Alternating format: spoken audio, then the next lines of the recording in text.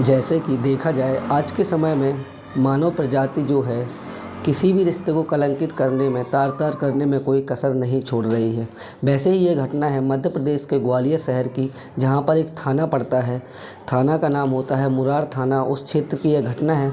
वहाँ पर एक सगे चाचा ने अपनी ही भतीजी का वीडियो बनाया, जो कि उसकी भतीजी नहा रही थी। उसकी कुछ फ़ोटो खींचे और उसकी एक वीडियो बनाई और उस वीडियो को बना करके कई दिनों तक वो उस वीडियो को अपने पास रखता है। लेकिन कुछ समय के बाद उस वीडियो को अपनी भतीजी को दिखा करके उसे ब्लैकमेल करने लगता है। ब्लैकमेल करने के बाद उसके साथ रेप जैसी घटना को अंजाम दे देता है। तो नमस्कार, आदाब, सत श्री अकाल। मैं आपका अपना दोस्त संजय आज आप लोगों के बीच में एक ऐसे दिल दहला देने वाली घटना का वीडियो लेकर आया हूं, जिसे सुनकर आपकी रूह कांप जाएगी और कहीं ना कहीं ये सोचने पर मजबूर हो जाओगे कि खुद कैसे ही मानव जो है वो अपने सगे रिश्तों को कलंकित कर रहा है, तार-तार कर रहा है। एक सगे चाचा ने अपने ही भतीजी के कुछ ऐसे वीडियो, आपत्तिजनक वीडियो बना करके, जिस समय उसकी भतीजी नहा रही थी उस समय उसके कुछ फ़ोटोज़ खींचे और वीडियो बनाया। उसके बाद अपनी ही भतीजी को ब्लैकमेल किया, फिर उसके साथ रेप जैसी घटना को अंजाम दिया। और ये रेप जैसी घटना को अंजाम उसने एक बार नहीं कई बार उसको ब्लैकमेल करके उसके साथ रेप जैसी घटना की। तो कहानी में आगे चलते हैं। कहानी में आगे जाने से पहले आप लोगों से छोटी सी गुजारिश है कि अपना भी चैनल बहुत छोटा है, तो इस चैनल को ज़्यादा से ज़्यादा सब्सक्राइब कीजिए और इस वीडियो को ज़्यादा से ज़्यादा शेयर कीजिए, ताकि सब लोग सतर्क रहें, सावधान रहें।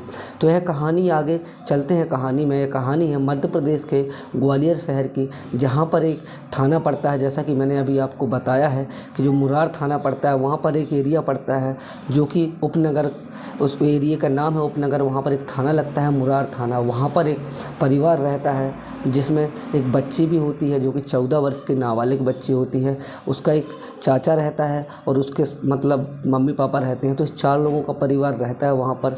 जहाँ पर इसका ये चाचा है वो तकरीबन 22 से 24 साल का होगा और उसके परिवार में काफ़ी अच्छे खासे खाते पीते घर से थे। और उसका जो पापा था वो जॉब करता था, उसकी मम्मी हाउसवाइफ थी, घर पर काम वगैरह किया करती थी। और इसका ये जो चाचा था वो पढ़ाई वगैरह करता था और घर पर ही रहता था।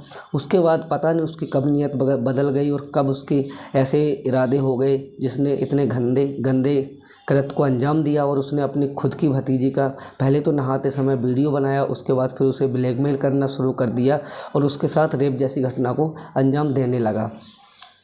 यह बात है 29 दिसंबर 2022 की यह घटना है। उसने फर्स्ट टाइम उस लड़की के साथ दुष्कर्म किया, अपनी खुद की भतीजी के साथ दुष्कर्म किया। जब ये सिलसिला स्टार्ट होता है, कुछ अक्टूबर के महीने में यह सिलसिला स्टार्ट होता है 2022 में, उसने अपने ही भतीजी के नहाते समय वीडियो बनाए। वीडियो बनाने के बाद उसको दिखाया। उसको दिखाने के बाद उसकी भतीजी दंग रह गई, सोचने पर मजबूर हो गई कि एक सगा चाचा ऐसे कैसे कर सकता है। उसने अपने चाचा से ये भी बोला कि गलत बात है, तुमने मेरे साथ इस तरीके का कृत्य क्यों किया और मेरे वीडियो वगैरह क्यों बनाए।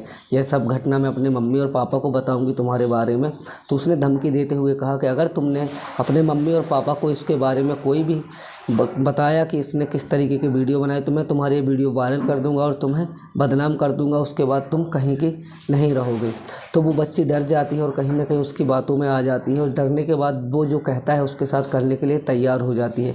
तो ये 1-2 महीने तक तो कुछ नहीं होता है। जब 29 दिसंबर 2022 को यह घटना को अंजाम देता है। घटना को अंजाम देने से पहले ये कहता है अपनी भतीजी से कि मैं नींद की गोलियां लाया हूँ, इनको खाने में मिला देना जिससे तुम्हारे मम्मी पापा सो जाएं, उसके बाद हम अपने काम को अंजाम देंगे। तो उसकी वो जो भतीजी थी वो डर जाती है, क्योंकि उसको वीडियो वगैरह बना के उसने रख ली थी। उसकी वजह से उसका जो माइंड सेट हो गया था, उसको डर था उसकी भतीजी को कहीं इस वीडियो को वायरल ना कर दे और इस वजह से कहीं मेरी बदनामी ना हो जाए, मेरे मम्मी पापा की बदनामी ना हो जाए। कहते हैं आज के समाज में जो मानव है, एक मनुष्य इस तरीके से बिगड़ता हुआ चला जा रहा है, जो किसी भी रिश्ते को नहीं देख रहा है। एक नज़र से देखा जाए तो आज के समाज में बाहर निकल कर देखा जाए तो कोई ना कोई किसी न किसी रिश्ते को कलंकित करने में लगा हुआ है। कोई अपनी चाची के साथ अवैध संबंध बनाता है, कोई अपनी भतीजी के साथ, तो कोई हर एक रिश्ते को मानव समाज ने एक मजाक बना कर रख दिया और कहीं ना कहीं ऐसे बलात्कार, रेप जैसी घटनाओं को अंजाम देने में कोई कसर नहीं छोड़ी है। वैसे ही इस घटना में खुलासा होता है उसके समय, जब उसके साथ उसने 29 दिसंबर को जब से रेप जैसी घटना को अंजाम देने के बाद काफ़ी दिनों तक ये सिलसिला चलता रहता है। काफ़ी समय व्यतीत होता जाता है। समय व्यतीत होने के बाद जब उसकी जो भतीजी थी इससे घटना से परेशान हो जाती है, इस कृत्य से परेशान हो जाती है, उसके बार बार फोर्स करने से परेशान हो जाती है, तो वो फिर अपने एक डिसाइड करती है कि अपने मम्मी पापा को इसके बारे में मुझे बताना चाहिए। लेकिन कहीं ना कहीं वो ये डर जाती है कि कोई अगर मैंने मम्मी पापा को बताया और इसने मेरी जो वीडियो वगैरह है वो वायरल कर दी है तो मेरी इज्जत तो जाएगी ही जाएगी, साथ में मम्मी पापा की इज्जत को भी मतलब उनकी इज्जत पर भी आँच आ जाएगी। तो इस वजह से वो बच्ची डरी हुई थी और कुछ बोल नहीं पा रही थी।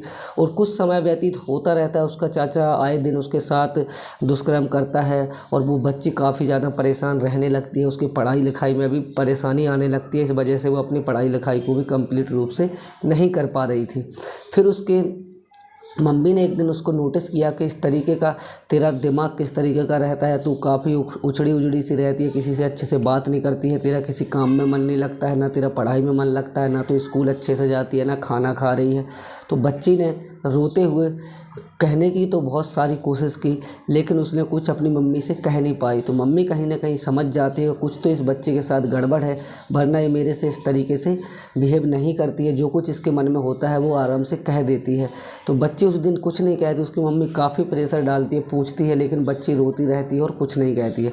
फिर समय व्यतीत होता है। जब रात के समय में उसका पापा अपनी ड्यूटी से वापस आता है तो साथ में जब खाना पीना खा रहे थे उस समय उसकी मम्मी और पापा दोनों उसको प्यार से पूछते हैं कि क्या बात है, तुम इस तरीके का बिहेव क्यों कर रही हो, इस तरीके से क्यों रहती हो। तो कहीं ना कहीं वो बच्ची उस टाइम बिल्कुल मतलब अपनी आंखें नम करते हुए और धीरे आवाज़ में बोलती है कि मेरे साथ इस तरीके का कृत्य घटित हो रहा है। दिनों से आप लोगों को कहने की कोशिश कर रही हूँ कि मेरे साथ जो चाचा है वो इस तरीके का कृत्य कर रहे हैं, मेरे साथ बलात्कार जैसी घटना को अंजाम दे रहे हैं, मेरे को फोर्स करते हैं। क्योंकि उस समय उन्होंने मेरी नहाते समय वीडियो वगैरह बना ली थी, कुछ फ़ोटो वगैरह भी खींच ली थी।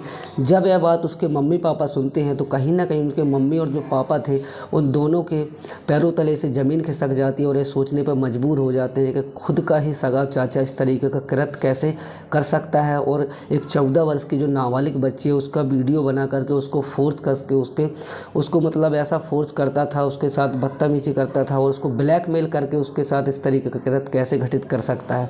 उसके पापा का तो खून खौलने लगता है कि अभी इसको जा कर के इसको मौत के घाट उतार दिया जाए, इसको मार दिया जाए। तो उसकी जो मम्मी थी कहीं ना कहीं समझाती है कि सुबह होने दो, हम पुलिस स्टेशन जाएंगे, पुलिस स्टेशन में FIR दर्ज करवाएंगे, उसको सज़ा कानून देगा। तो कहीं ना कहीं उसका पापा समझ जाता है और जो बच्ची थी बहुत ज़्यादा डर जाती है कि कहीं मेरा ये वीडियो वायरल ना कर दे और कहीं किसी को ना बता दे।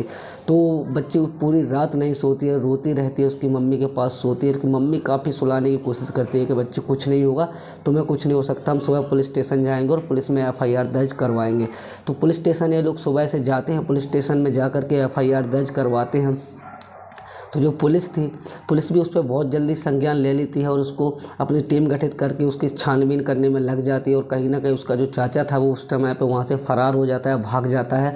लेकिन पुलिस जब मतलब अपनी टीम गठित करती है, उसको पकड़ने की कोशिश करती है, तो काफ़ी मशक्क़त के बाद उसको पकड़ा जाता है। पकड़ने के बाद उससे पूछताछ की जाती है। पूछताछ में जो सामने आता है पूरा ग्वालियर शहर जो था वो दंग रह जाता है। और कहीं ना कहीं ग्वालियर से इस घटना को सुन करके एक रिश्तों पर जो विश्वास होता है, सभी का रिश्तों से विश्वास उठ जाता है और यह सोचने पर मजबूर हो जाते हैं कि इस तरीके का कृत्य कोई कैसे घटित कर सकता है। सगी भतीजी के साथ दुष्कर्म जैसा व्यवहार कैसे कोई कर सकता है। और सगी भतीजी के साथ कई महीनों तक इसने दुष्कर्म किया, बलात्कार किया और भतीजी उस वीडियो के डर से चुप रहती है।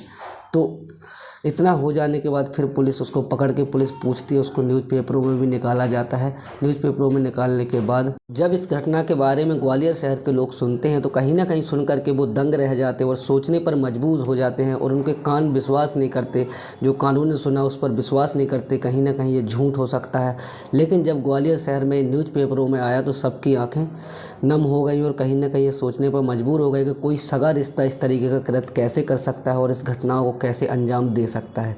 धीरे धीरे जब यह सिलसिला आगे बढ़ता है, पुलिस अपनी छानबीन करती है, पुलिस उसको पकड़ती है और पुलिस पकड़ने के बाद उसको कोर्ट में पेश करती है और वहाँ पर अदालत में जाने के बाद जो उसने कृत्य घटित किया था, जो वीडियो वगैरह बनाए थे, वो सब कुछ अपने पूरा चिट्ठा खोल देता है और कहता है कि मेरी नीयत बिगड़ गई और मैंने इस तरीके का कृत्य किया है। तो पुलिस भी उसे सज़ा देने के लिए तैयार हो जाती है और जो धाराएँ लगती हैं, जो रेप जैसी धाराएँ लगती हैं, पॉस्को एक्ट वगैरह लगता है, उसको लगा करके उसको जेल भेज दिया जाता है। और कहीं ना कहीं ऐसे हैवान हमारी समाज में आए दिन जो न्यूज़ पेपरों में आता रहता है, रेप जैसी घटनाओं को अंजाम दिया, किसी ने 5 वर्ष की बच्चे के साथ, किसी ने 12 वर्ष के बच्चे के साथ, किसी ने किसी महिला के साथ।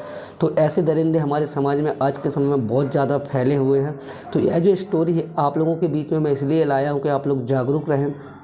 मेरा किसी को बदनाम करने का कोई इरादा नहीं था और इस स्टोरी को सुनाने का मेरा उद्देश्य आप लोगों को जागरूक करना है। आप लोग अपनी ज़िंदगी में स्वस्थ रहें, मस्त रहें, अपने परिवार का ख्याल रखें, अपना ख्याल रखें। मिलते हैं अगले एपिसोड में, तब तक के लिए जय हिंद, जय भारत, वंदे मातरम।